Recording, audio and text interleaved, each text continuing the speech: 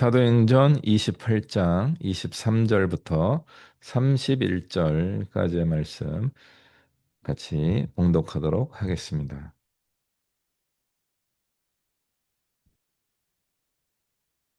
같이 읽습니다. 시작. 그들이 날짜를 정하고 그가 유숙하는 집에 많이 오니 바울이 아침부터 저녁까지 강론하여 하나님의 나라를 증언하고 모세의 율법과 선지자의 말을 가지고 예수에 대하여 권하더라.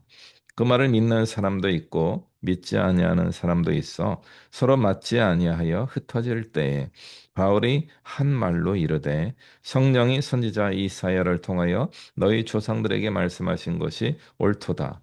일러스되 이 백성에게 가서 말하기를 너희가 듣기는 들어도 도무지 깨닫지 못하며 보기는 보아도 도무지 알지 못하는도다. 이 백성들의 마음이 우둔하여져서 그 귀로는 둔하게 듣고 그 눈은 감았으니 이는 눈으로 보고 귀로 듣고 마음으로 깨달아 돌아오면 내가 고쳐줄까 함이라 하였으니 그런즉 하나님의 이 구원이 이방인에게로 보내어진 줄 알라. 그들은 그것을 들으리라 하더라. 바울이 온 이태를 자기 셋집에 머물면서 자기에게 오는 사람을 다 영접하고 하나님의 나라를 전파하며 주 예수 그리스도에 관한 모든 것을 담대하게 거침없이 가르치더라. 아멘. 음.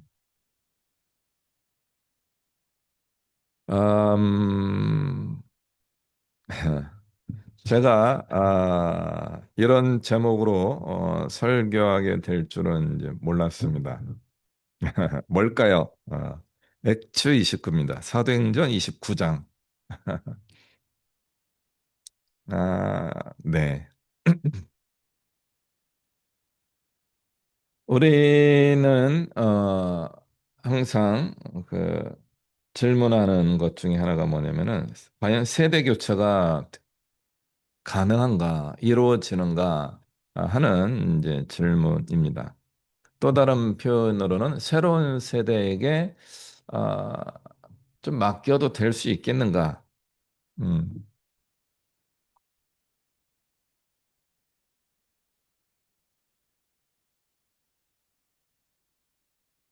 우리 어른들의 세대는요, 처음부터 어른이 이제 아니었습니다. 저희도 어린 시절이 있었고, 청년 시절을 거쳐서 이제 중년 이제 연배로 오게 되었습니다. 그 와중에 저희 자녀들이 태어나게 되죠. 우리 자녀들도 벌써 이제 20대 청년들이 이제 되었습니다. 곧 30대 청년도 곧 등장할 것 같습니다. 음. 우리의 기대와 달리 새로운 세대는 늘 등장하고 새로운 세대에게 이제 세대 교체가 일어날 수밖에 없습니다. 왜냐하면은 이 중년과 노인 세대가 조금 있으면 다 가요. 어, 영생하고 싶은 마음이 없지 않아 있지만 이 땅에 살아가는 우리의 존재들은 어느 날 이 땅에서 이제 손을 뗄 수밖에 없습니다. 항상 뭐 힘있게 능력을 발휘하던 분들이 계속 계실 줄 알았는데 그분들도 이제 다 가시더라고요. 그러니까 뉴스에서는 어, 모든 분들의 사망 소식을 들려주고 있지는 않지만 연예인들 뉴스가 종종 나오더라고요. 그 올해 이제 가신 분들 중에 뭐 송대관 이런 분이 가셨고 어, 또 누구죠? 대발이 아빠 이순재 씨 이런 분들이 가셨고 며칠 전에는 이제 윤석화 씨 이렇게 이제 돌아가신 내용들이 이제 뉴스에 나오게 됩니다. 그런 이제 대가들의 사라짐, 은퇴죠. 퇴장. 돌아가심으로 인해서 퇴장이 일어났지만 배우들은 지금도 차고 넘칩니다. 연기 잘하는 분도 많이 계시고요. 이처럼 우리 사회에는요, 지난 세대가 지나가게 되면 새로운 세대가 늘 등장하게 됩니다. 예전에도 한번 이제 저의 개인적인 고백을 이제 말씀드렸던 것 같은데 요즘 따라 이제 저의 개인 고백을 많이 하게 돼서 한편으로는 죄송하기도 하지만 여러분도 자기의 이제 라이프 에피소드를 한번 어, 기억해 보셔도 어떨까 하는 겁니다. 제가 이제 처음으로 자발적으로 교회를 정하여서 옮겨간 때가 이제 어, 지금으로 계산해 보니까 만으로 한 25살이더라고요. 그러니까 1993년 연도도 기억하죠. 어, 제가 이제 대학교 4학년이 되던 해였습니다. 군대를 갔다 오고 대학교 4학년이 되던 해에 그 해 1월 달에 이제 교회를 처음 옮기게 이제 됩니다. 물론 대학 때문에 이제 서울에 다니던 교회가 2, 3년 정도 다녔던 교회가 있었습니다. 나중에 그 교회가 이제 분당으로 가서 어, 그 교회를 잘 세웠을 때 제가 청년부 전도사로 한 2년간 사역을 이제 시작하게 이제 됩니다. 그 교회를 제가 잠깐 떠난 기간이 이때였습니다. 1993년 제가 온누리교회로 옮기게 되고 새신자 교육을 받고 그다음에 고등부 교사를 이제 처음 하게 되었습니다. 그 시대만 하더라도 모교회를 정하고 주일 성수를 해야 된다라고 하는 것을 강조하던 시대였습니다.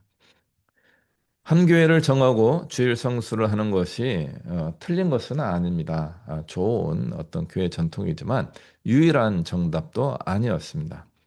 제 개인적으로는 그 이후에 1993년 이후에 2003년, 2006년부터 2016년, 2025년부터 지금까지 이런 어떤 10년의 주기를 겪으면서 교회를 옮기게 되고 또 교회를 제가 세우기도 하고 교회를 떠나기도 하는 경험을 해보게 되었습니다. 그러므로 또 우리 시대에는 이제 사는 곳의 변화 때문에 개별 교회에 늘 출석하는 것이 쉽지 않습니다. 우리의 이제 어린 시절에 있었던 또 오랫동안 신앙생활했던 곳에서 이제 성도와의 좋은 사랑의 교제가 있었던 아름다운 기억들 또 하나님의 은혜가 있었던 것들이 기억나는 그 모 교회를 잃어버릴 수는 없습니다. 그러나 우리의 상황에 따라서 교회를 몇 번 자주 옮기게 되는 것을 경험하게 됩니다. 그러므로 한 교회를 정하고 오랫동안 출석하며 그 교회에서 중요한 역할을 맡는 것이 유일한 정답은 아닐 수 있다 하는 생각을 해보게 됩니다. 그러므로 보편교회가 조금 더 중요할 수 있습니다. 개별적인 교회보다 보편교회라고 하는 우주적 교회, 하나님의 교회, 모든 교회는 하나님의 교회에 소속되었다라고 하는 그런 생각을 가질 필요가 있겠습니다. 최근에는 온라인 시대가 되어서 이렇게 지금도 이제 녹화가 되고 있는데요. 어, 좋은 설교자들의 영상을 듣는 설교 중심의 시대가 펼쳐지고 있습니다. 그래서 이제 가나안 성도라고 하죠. 가나안 안 나아가. 이제 잘 아시죠? 교회를 안 나가는 가나안 성도 어떻게 가나안이 교회를 안 나가에 거꾸로가 되는지 모르겠어요.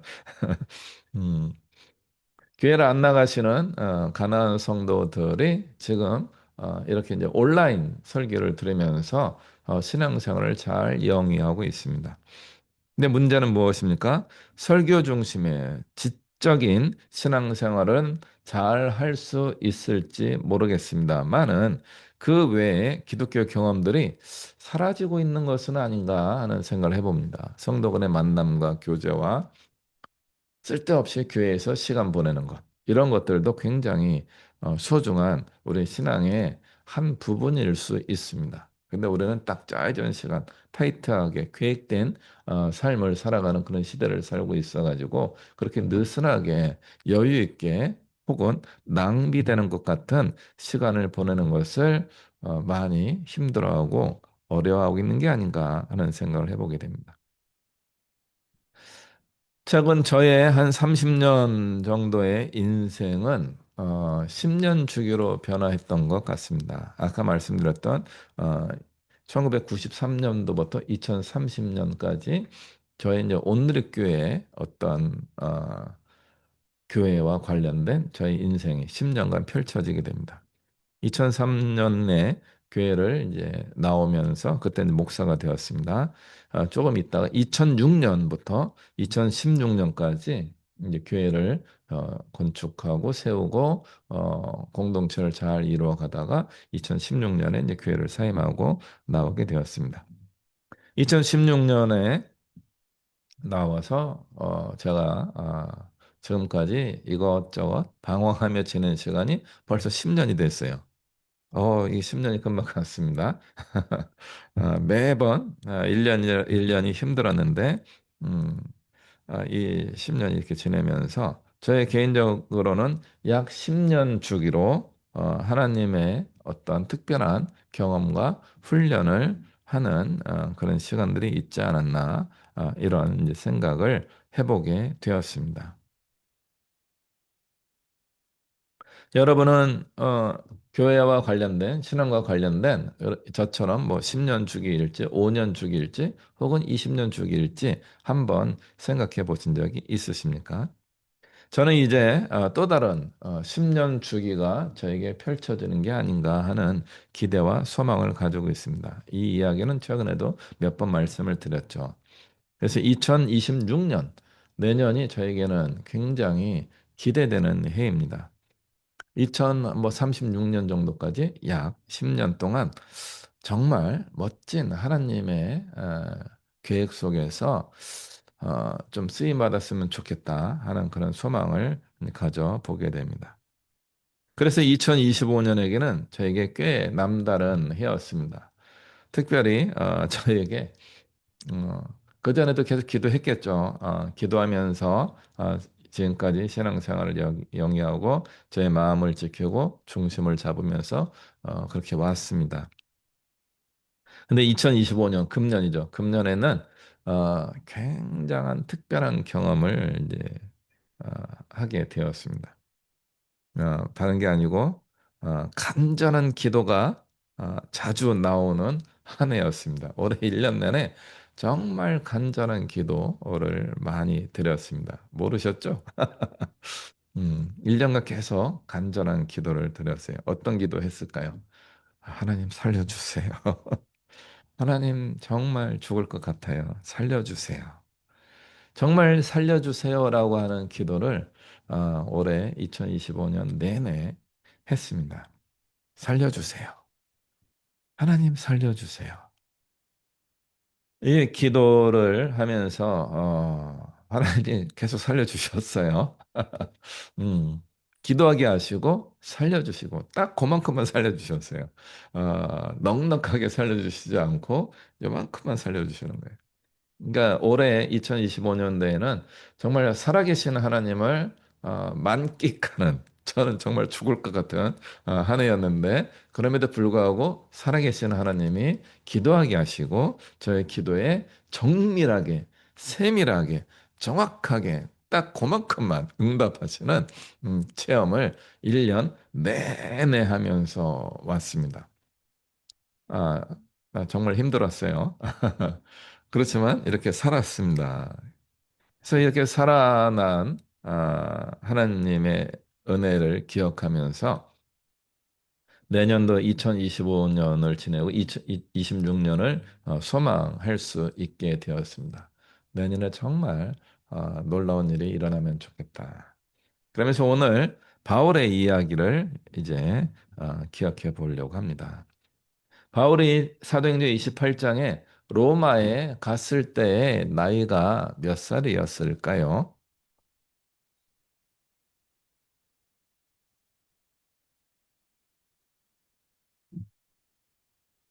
성경에는 우리 뭐 예수님의 나이도 정확하게 등장하진 않고요. 30세쯤 되었더라 하는 구절 정도로 예수님의 나이를 이제 추산했을 뿐입니다. 바울이 예수님을 믿게 된 나이를 AD 33년 정도로 보고 있습니다. 그때 몇 살이었을까? 20대 후반, 30대 초반으로 보고 있습니다. 그러니까 예수님하고 나이가 비슷한데 예수님 이거 AD, BC 이거 가르는 연도를 우리가 잘못 정했다 이런 이제 학자들의 견해가 있습니다. 예수님이 탄생하신 날짜는 실제로는 BC 4년으로 보고 있습니다. 그러니까 어, 우리 그 그 기원 전, 기원 후 이 기준이 잘못된 거죠. 그러니까 4년 정도 좀 늦어진 상태입니다. 예수님은 BC 4년 정도에 태어나셨을 것이고 AD 30년 정도에 돌아가셨을 때 그 33살 정도 되지 않았냐. 33, 34살 정도 됐을 때 예수님이 돌아가셨다라고 이제 보고 있습니다. 정확하지는 않습니다.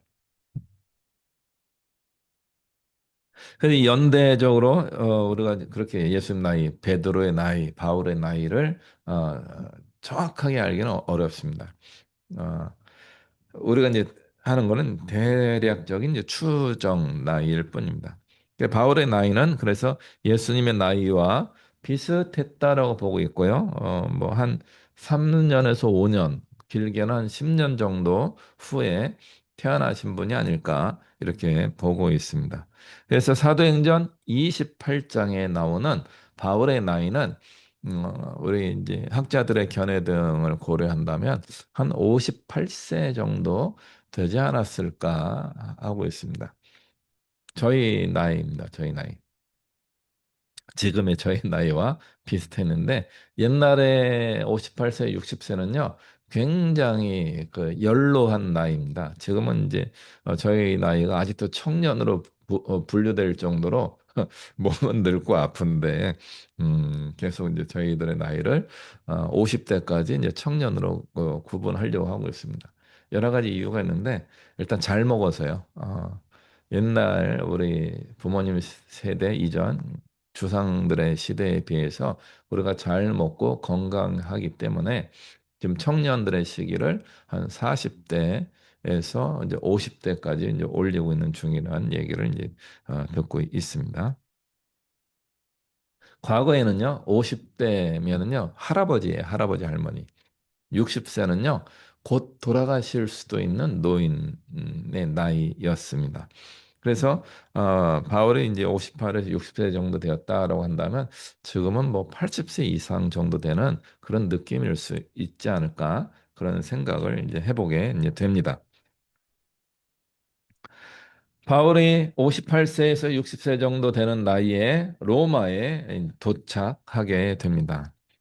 바울이 세 번에 걸친 3차 전도 여행을 마치고 마지막에 이제 하나님이 감동을 주셨죠. 네가 로마에 가서도 나를 증언하게 될 것이다라고 하는 계시를 받게 됩니다. 그 계시를 받게 되면 어떤 마음이 들었을까요? 바울은 3차 전도, 세 번의 전도 여행을 했던 것처럼 내 돈을 들여서 배를 타고 걸어서 건강한 모습으로 로마에 가고 싶었을 겁니다. 왜요? 늘 그렇게 살아오셨기 때문에. 그래서 로마에도 내가 이렇게 가서 복음을 전파하겠다 하는 어떤 비전과 소망과 목표를 가지고 있었을 겁니다. 그러나 3차 전도 여행을 끝내고 예루살렘에 도착하자마자 바울이 체포당하게 됩니다. 체포돼서 예루살렘 지역에서 이제 암살 위협이 계속 있는 거예요. 그래서 이제 예루살렘 총독이 이 바울을 가이사랴라고 하는 도시로 좀 더 거기는 명칭이 가이사랴잖아요. 시저잖아요. 그래서 이제 거기는 로마 군인들 더 많이 주둔하고 있는 곳이었기 때문에 로마의 총독이 있는 곳이었고 그래서 이제 이 백부장 천부장이 호위해서 바울을 가이사랴 지역으로 옮기게 됩니다. 중간에도 암살 위협이 있었고요. 그걸 잘 이겨내고 가이사랴 감옥에서 자기의 변호를 계속 하고 있는 겁니다. 나는 무죄합니다. 풀어주십시오. 나는 로마에 가서 복음을 전해야겠습니다. 이건 하나님의 부르심의 사명입니다. 내가 그걸 하겠습니다. 그런데 안 되는 거예요. 재판을 하는데 중간에 총독이 바뀌어요. 총독이 바뀌니까 이게 재판이 업무가 진행이 안 되는 거죠. 음, 그러다가 이제 헤롯 아그리빠라고 하는 그 지방 지역 군주가 헤롯 대왕의 이제 아들인데 이 사람이 와서 바울을 한번 구경하고 싶은 거예요. 그래서 베스도와 함께 바울을 신문하는 이제 장면도 중간에 나오기도 합니다. 바울이 감옥에서 한 2년 이상을 견디다 보니까, 야, 어떻게든 내가 로마에 가야 되는데, 자유인으로 내가 로마에 가고 싶은데, 그게 아닐 수도 있겠다 하는 깨달음을 얻은 겁니다. 그래서 나는 로마 시민권을 가진 사람이기 때문에 황제에게 재판을 받겠소 라고 요청을 하게 됩니다. 그래서 황제에게 상소를 하고 난 후에 이제 바울이 어, 군인들의 체포 또 호송을 받으면서 로마로 가게 이제 됩니다. 중간에 또 우여곡절이 굉장히 많아요. 배가 파손하기도 하고 파손하는 과정에서 죄수들이 도망갈까 봐 이 죄수들을 다 도망가게 하느니 다 죽여야 되겠다 막 그렇게 할 때 또 백부장이 도와줘서 바울이 겨우 생명을 구할 수 있게 되고 뭐 뱀한테 물리기도 하고 뭐 어마어마한 일들이 계속 이어져 오게 됩니다. 그럼에도 불구하고 바울이 자유인의 신분으로서 로마에 가는 것이 아니라 죄수의 신분으로 로마에 갈 수 있게 되었습니다. 그것이 사도행전 28장까지의 내용입니다. 가끔 우리의 계획과 하나님의 방법이 다를 수가 있습니다. 내가 세운 계획이 하나님 주신 비전을 가지고 소망을 가지고 내가 하나님의 뜻을 이루기 위하여 세운 계획이라고 할지라도 방법에 있어서는 하나님이 세우신 방법하고 다를 수 있다는 거죠. 내가 영광스럽게 멋지게 당당하게 자신감 있게 로마에 가서 떳떳하게 복음을 전하겠다 하는 마음을 바울이 가지고 있었을 겁니다. 그런데 하나님께서는 그렇게 하지 않으시고 죄수의 신분으로서 불편하게 감시받으면서 혹은 목숨의 위협을 계속 받으면서 로마를 향하여 갈 수밖에 없었습니다. 그것이 하나님의 방법과 하나님의 계획이었던 겁니다. 그 계획의 결론 중에 한 가지가 무엇이겠습니까? 황제 앞에서도 복음을 전할 수 있게 되었다는 겁니다. 사도행전 28장 이후에는 그 이야기가 나오지 않았지만 황제에게 재판을 받게 될 때 황제 앞에서 분명히 예수 그리스도를 증언하였을 것입니다. 물론 그 결과로 황제가 예수님을 믿거나 기독교에 대하여 어떤 온건 정책이 펼쳐지지는 않았습니다. 그럼에도 불구하고 이거는 굉장히 의미 있는 사건인 거죠. 내가 노력해서 황제를 만나서 복음을 전할 수 있는 확률은 얼마나 되겠습니까? 거의 0에 가깝습니다. 그러나 죄수의 신분으로서 황제에게 재판을 받게 되면요. 이게 거의 100%가 된 겁니다. 나의 계획과 나의 노력을 가지고 차근차근 올라가는 방법이 있을 수 있습니다만은 하나님의 계획은 한 방에 이렇게 이루어지는 거죠.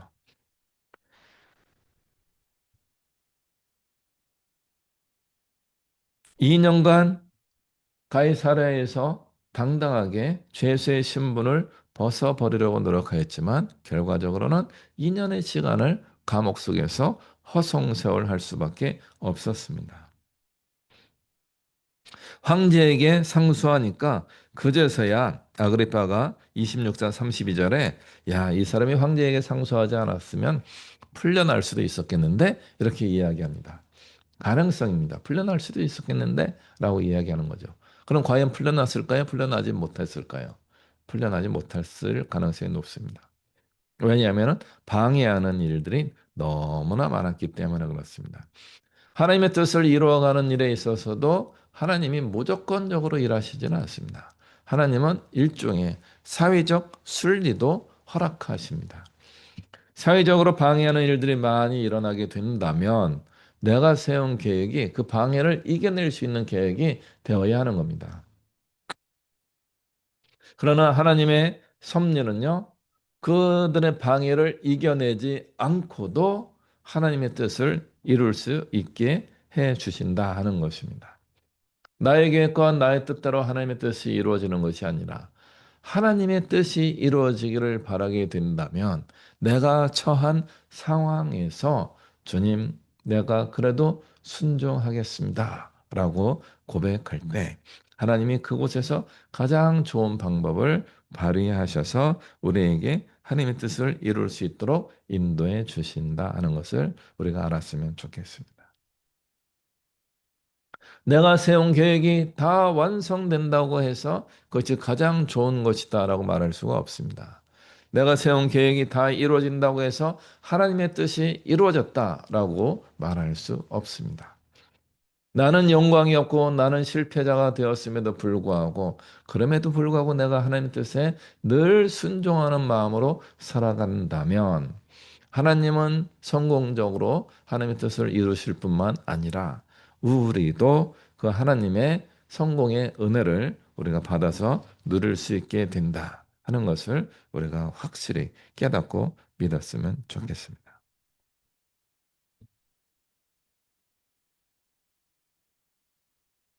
아까도 말씀드린 것처럼 로마로 가는 여정이 순탄치 않았습니다. 배가 파손하여서 멜리데라고 하는 섬에 급히 상륙해야만 했습니다.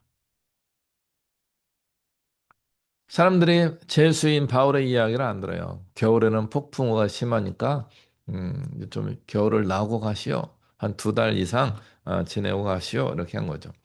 근데 그게 안 돼서 막 고집을 부리다가 파산을 해가지고 이제 억지로 쉬었다 가기도 하는 겁니다.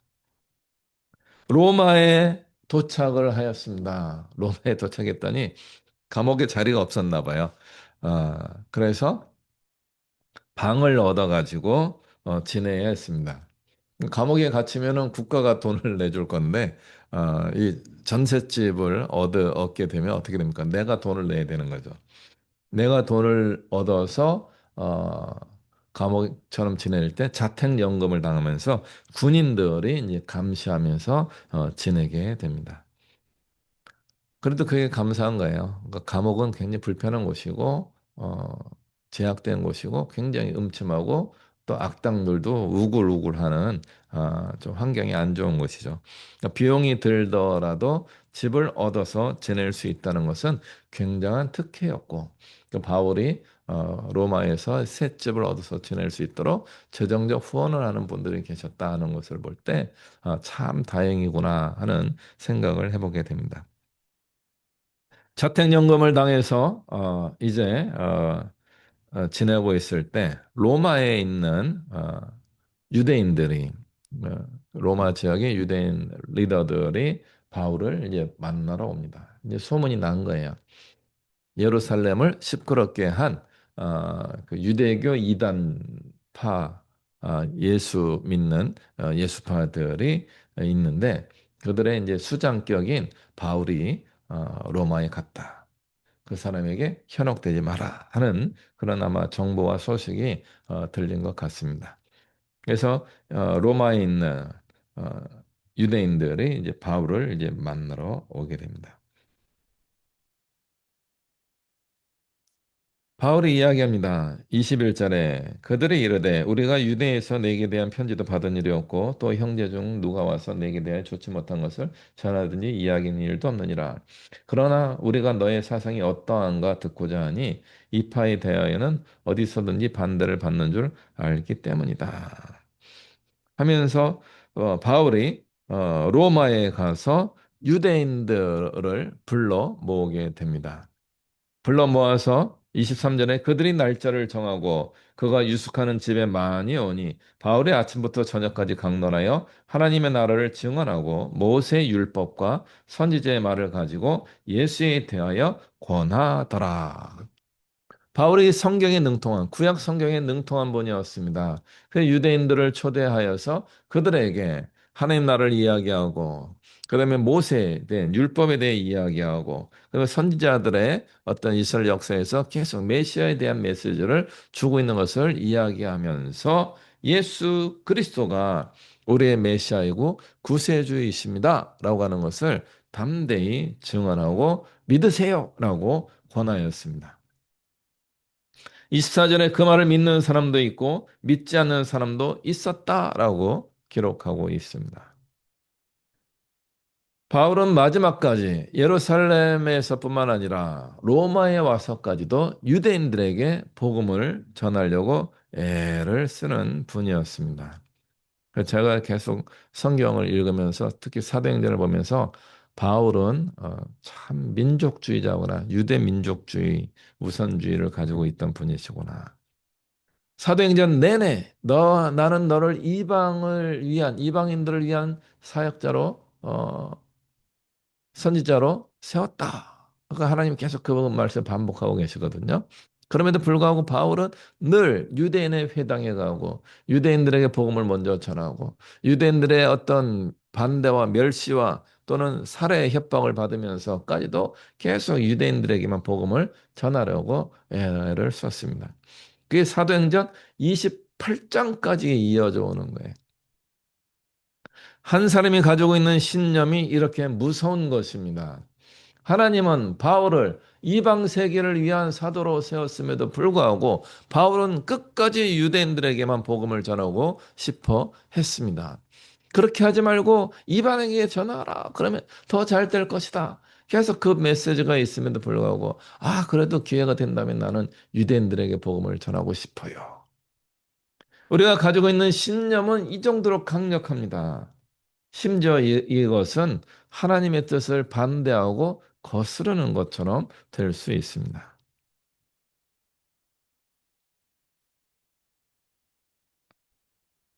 환영받지 못함에도 불구하고 계속하고 있는 거죠. 참 고집이 세고요. 정말 민족을 사랑하고 계신 훌륭한 분입니다. 그러나 이분의 사역에 늘 방해가 되는 이유는 무엇이에요? 자기 신념을 따라서 복음 사역을 하였기 때문에 그렇습니다. 만약 이분이 처음부터 유대인에게 복음을 전하지 않고 이방인들에게만 전했다면 이렇게 고생하지 않았을 가능성도 매우 큽니다.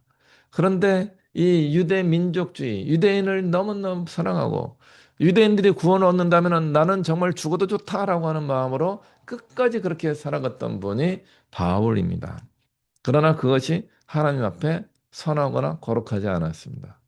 내용은 좋은 거예요. 유대인들에게 복음을 전하고 싶다. 그게 좋다 나쁘다 어떻게 평가할 수 있겠어요? 좋은 거죠. 그런데 하나님 보시기에는 잘못된 겁니다.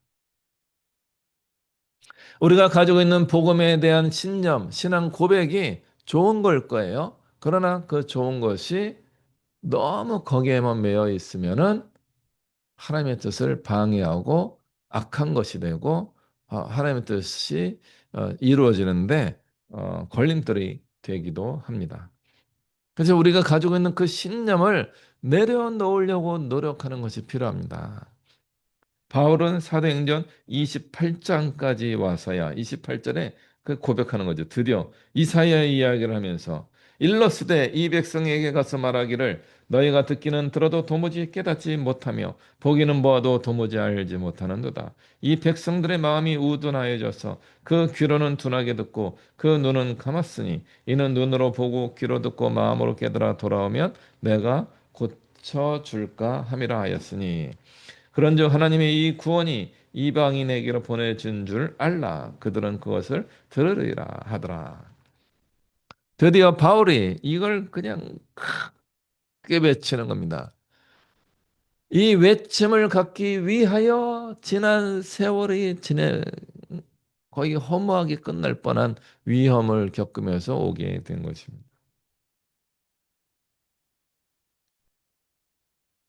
바울이 2년간 자기 새집에 머물면서 자기에게 오는 사람을 유대인이든 이방인이든 가리지 않고 다 영접하며 하나님 나라를 전파하고 주 예수 그리스도에 관한 것을 담대히 거침없이 가르치더라 하는 것으로 이제 사도행전의 마침표가 찍히게 됩니다.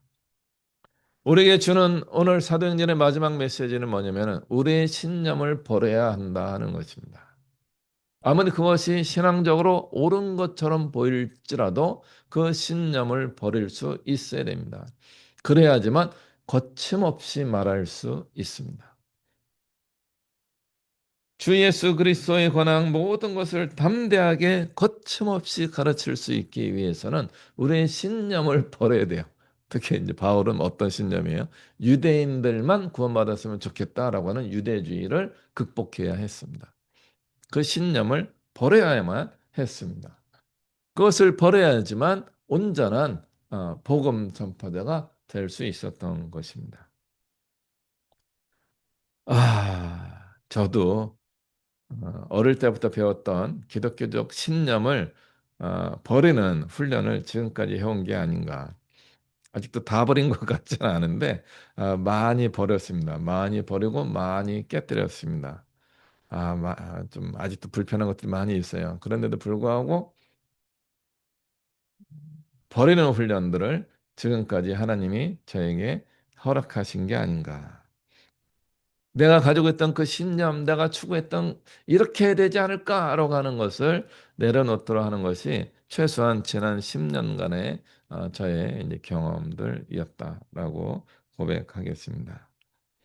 내년부터는 제가 거침없이 복음을 전하는 바울과 같은 김동석이 되지 않을까 하는 기대와 소망을 가져봅니다.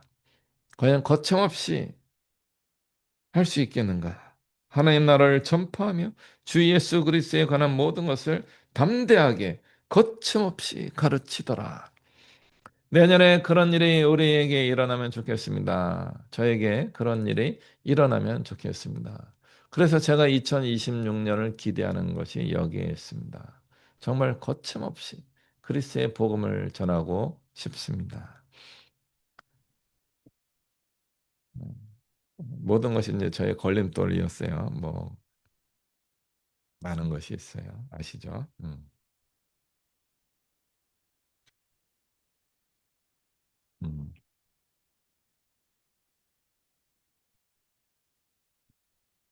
이 거침없이는 내가 옳기 때문에 거침없이 이야기하는 게 아닙니다. 나는 틀렸기 때문에.